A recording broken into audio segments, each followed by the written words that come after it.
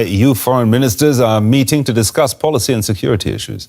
And with the war in Ukraine at the top of the agenda, they have set aside the afternoon for a strategic discussion on EU-China relations, given China's stance on Russia's invasion. After the COVID-19 pandemic and in the midst of the war in Ukraine, the European Union is reviewing its relationship with China. Bilateral relations between Brussels and Beijing have deteriorated in recent years, the latest point of contention being the war in Ukraine, where Europeans reject China's position of neutrality. China is indeed supporting the Russian war of aggression in Ukraine.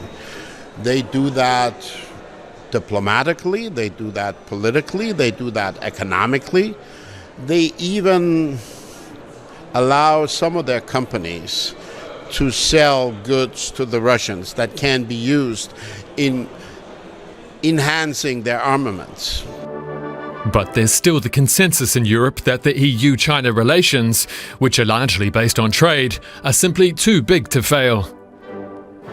The EU chief Ursula von der Leyen recently said there is a need to reduce the dependency on Chinese resources and manufacturing, but that cutting ties with China was not in Europe's interest. And the Chinese government has received the message clearly from European leaders that relationship, that the EU-China relationship now passes also through Kiev. So basically, this relationship is determined by the actions that the Chinese will take vis-à-vis the war in Ukraine. There are signs things could sour quickly. Brussels may target several Chinese companies believed to be helping Russia get around sanctions. And you can bet there would be a backlash from Beijing. Just this week, China's foreign minister warned his country would react strongly if the EU was to follow through on this.